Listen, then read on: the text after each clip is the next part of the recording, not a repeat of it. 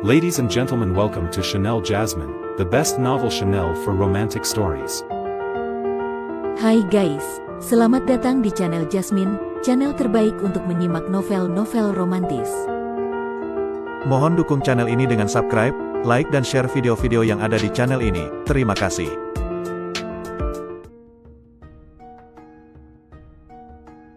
Perintah Kaisar Naga 5119, 5120, 5121. Ketua Paviliun Tianyuan mendengus dingin, pandangannya menyapu ke arah altar pusat Istana Sura yang telah lama runtuh, lalu bergumam, tampaknya, aku harus mencarinya sendiri.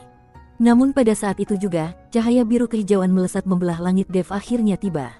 Ia memandangi pemandangan penuh lautan darah dan tumpukan mayat di hadapannya, merasakan sisa-sisa gelombang energi dari ledakan bunuh diri di tanah, dan tatkala matanya menangkap sosok Ketua Paviliun Tianyuan yang dikuasai oleh mayat berdarah, darah di matanya langsung menebal, memerah hebat. Ayah! Teriak Sang Lan dengan suara serak penuh duka. Ia bisa merasakan bahwa aura sang ayah telah benar-benar lenyap.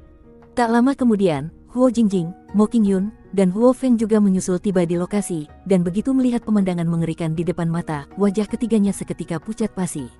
Huo Jingjing menutup mulutnya, mata berair dan bergetar, ini apa yang terjadi? Seluruh Istana Sura telah berubah menjadi ladang kematian, tidak ada satupun yang masih hidup.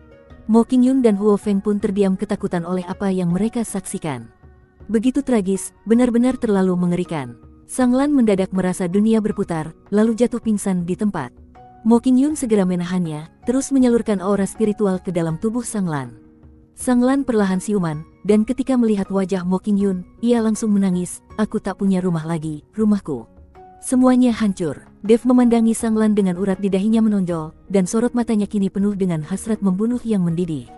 Ketua Paviliun Tianyuan perlahan memutar tubuhnya, lalu menatap Dev, wajahnya yang dikendalikan oleh mayat berdarah menampilkan senyum ganjil yang menyeramkan.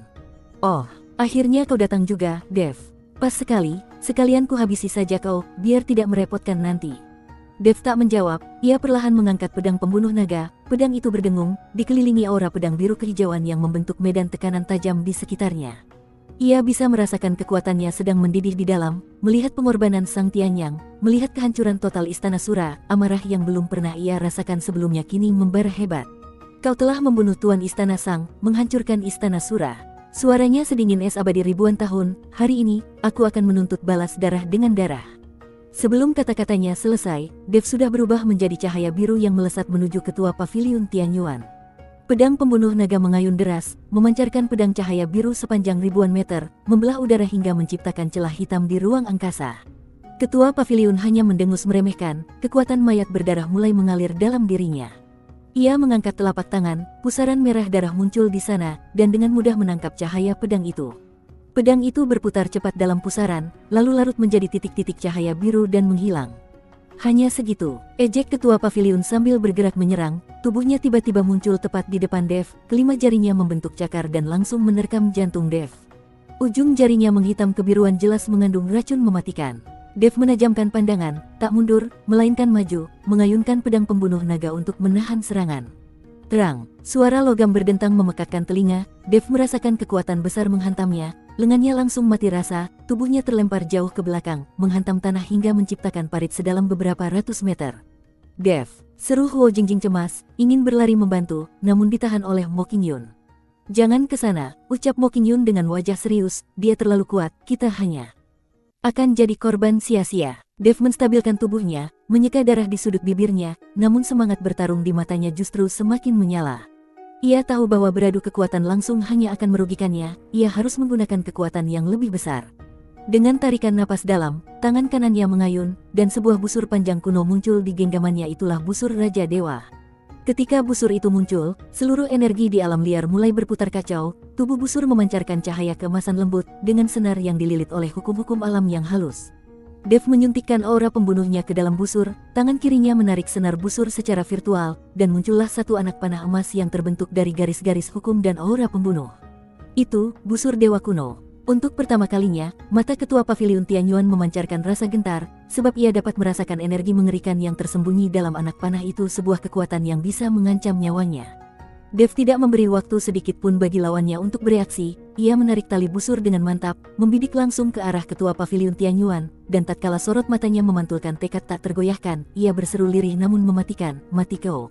Anak panah emas melesat dari busur, sekejap berubah menjadi meteor emas yang begitu cepat hingga ruang pun tak mampu menahan lintasannya. Jejaknya membakar udara, menciptakan ledakan pipa berulang dalam kobaran api emas.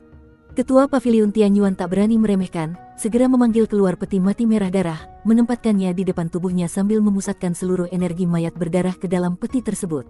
Peti mati itu langsung membesar beberapa kali lipat, permukaannya dipenuhi simbol-simbol aneh yang memancarkan aura kematian yang mencekik. Boom! Anak panah emas menghantam peti mati merah darah dengan keras, menciptakan gelombang energi yang jauh lebih dahsyat daripada ledakan bunuh diri Sang Tianyang. Peti mati itu bergetar hebat, simbol-simbol di permukaannya pecah satu persatu, dan tutupnya retak dalam, mengeluarkan kabut hitam pekat dari dalam celah. Ketua paviliun terdorong mundur oleh hantaman itu, sisik berdarah di lengannya terkelupas, menampakkan kulit pucat di bawahnya. Meski begitu, meskipun panah dewa begitu kuat, ia tetap gagal menghancurkan peti mati merah darah dan tidak berhasil menyentuh ketua paviliun Tianyuan yang bersembunyi di baliknya. Ketua paviliun terbatuk, menyeka darah di sudut bibirnya, sorot matanya dipenuhi kebencian membara. "Bagus. Dev, kau berhasil membuatku benar-benar marah." Dev melirik busur Raja Dewa di tangannya, senarnya sudah meredup, jelas bahwa satu panah tadi telah menguras habis energi aura pembunuh dalam dirinya. Ia tahu, meski busur Raja Dewa begitu kuat, namun tetap tak cukup untuk mengalahkan ketua paviliun yang dikuasai oleh mayat berdarah, apalagi Dev sendiri tak sanggup menggunakan busur itu terlalu lama. "Apa yang harus kita lakukan, Dev?" tanya Huo Jingjing dengan cemas. Dev menggertakkan giginya, tatapannya kini sekuat baja. Ia sadar, hanya satu pilihan yang tersisa, memanggil kembali roh Raja Iblis Awan Merah untuk merasuki tubuhnya. Kini tubuh Dev sudah cukup kuat untuk menahan kekuatan penuh dari Raja Iblis Awan Merah. Jika itu terjadi, maka ketua paviliun Tianyuan tak ubahnya seperti semut, bisa dilenyapkan sekejap. "Senior," panggil Dev lirih. "Sudah waktunya aku turun tangan," gumam Raja Iblis Awan Merah sambil menguap santai. "Aku tak sanggup menanganinya, biar senior yang turun," jawab Dev. Begitu kata itu meluncur, nyala api iblis Raja Iblis Awan Merah kembali berkobar di tubuh Dev, kekuatan yang tiranikal meledak dari dalam dantiannya dan menyebar ke seluruh tubuh. Rambutnya kini berdiri dan berubah menjadi merah menyala, matanya menjadi gelap legam, dan dua api iblis menari-nari di pupilnya. Suara Raja Iblis Awan Merah terdengar dalam benaknya, menggema dengan nada bercanda sekaligus penuh gairah, "Hahaha. Akhirnya aku bisa bergerak lagi. Mari kita lihat, seberapa hebat si mayat berdarah ini."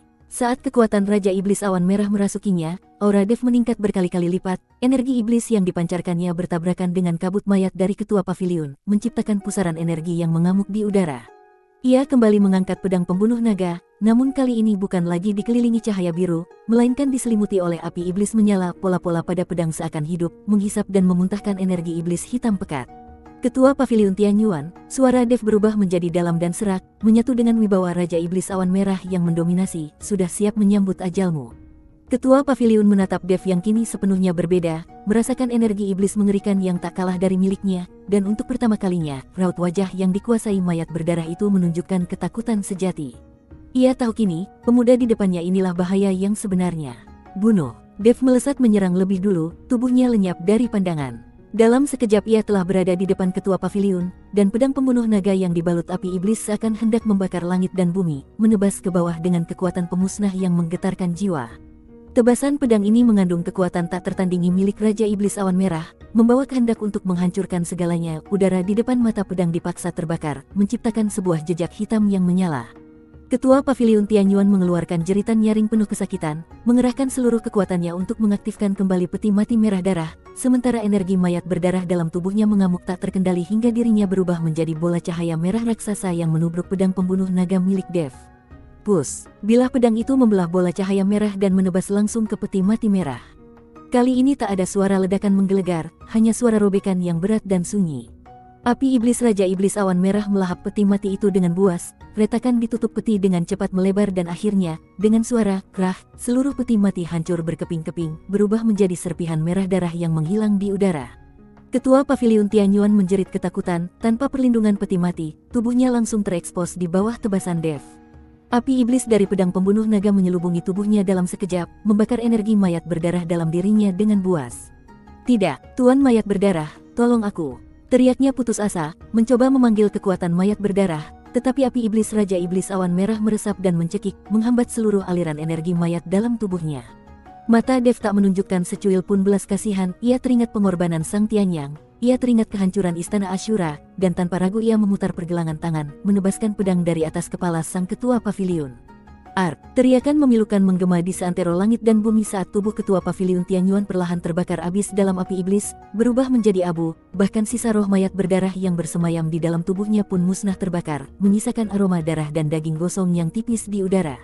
Angin perlahan mereda. Dev menarik kembali pedang pembunuh naga, nyala api iblis Raja Iblis Awan Merah di tubuhnya memudar, ia terengah-engah, wajahnya sepucat kertas, menunjukkan betapa mahal harga yang harus dibayar untuk meminjam kekuatan penguasa iblis. Ia menatap reruntuhan di depannya, menyaksikan mayat yang berserakan di mana-mana, matanya dipenuhi kelelahan dan kesedihan. Huo Jingjing dan yang lainnya segera berlari ke arahnya, menopang tubuhnya yang nyaris tumbang. "Dev, kau tidak apa-apa?" tanya Huo Jingjing penuh khawatir. Dev menggeleng lemah, menatap ke arah reruntuhan istana Ashura, suaranya serak, "Aku tidak apa-apa, hanya saja, istana Ashura." Mo Qingyun menghela napas, lalu berkata lembut, "Mari kita lihat apakah masih ada yang selamat." Mereka menyisir puing-puing dan akhirnya menemukan beberapa murid istana Ashura yang terluka parah dan pingsan, semua dalam kondisi sekarat. Dev menatap kesedihan di wajah Sang Lan, lalu memandang bekas ledakan bunuh diri Sang Tianyang yang tampak di kejauhan, hatinya dipenuhi rasa getir. Meskipun ia telah berhasil membunuh ketua paviliun Tianyuan, istana Ashura telah hancur, dan Sang Tianyang telah pergi untuk selamanya. Sang Lan perlahan bangkit, lalu membungkuk dalam-dalam di hadapan Dev. "Tuan Chen, terima kasih telah membalaskan dendam istana Ashura, dan dendam ayahku." Meski hatinya dirundung duka, Sang Lan tetap merasa sangat berterima kasih pada Dev. "Nona Sang, andai saja aku datang lebih awal, mungkin Tuan Sang tidak perlu mati." Dev berkata lirih, menyesali diri. "Ini semua takdir, bukan salahmu." Sang Lan menggeleng pelan. "Lalu, apa yang akan kau lakukan setelah ini?" tanya Dev cemas. Sang Lan melirik sekilas pada istana Ashura yang telah menjadi reruntuhan dan tumpukan mayat yang menggunung, hatinya seketika diselimuti kebingungan. "Aku ingin membangun kembali istana Ashura," katanya setelah beberapa saat terdiam. "Hanya kau sendiri?" Alis Dev sedikit berkerut. Dengan kekuatan Sang Lan saat ini, membangun kembali istana Ashura tampak mustahil. "Masih ada aku." Suara seseorang terdengar, sesosok bayangan mendekat perlahan dari angkasa. Saat sosok itu makin dekat, Dev sempat tertegun, dan Sang Lan pun tampak terkejut. "Penatua Agung," serunya kaget. "Nona besar, istana Ashura telah hancur, kita bertanggung jawab untuk membangunnya kembali," kata Penatua Agung dengan penuh keteguhan. "Mulai hari ini, aku akan bersumpah untuk mendampingi Nona sampai istana Ashura bangkit kembali." Setelah berkata demikian, ia menatap lautan mayat dan darah di sekelilingnya, matanya penuh air mata. Sang Lan mengangguk dengan mantap, dengan bantuan Penatua Agung, membangun kembali istana Ashura bukan lagi sekadar mimpi. Bersambung.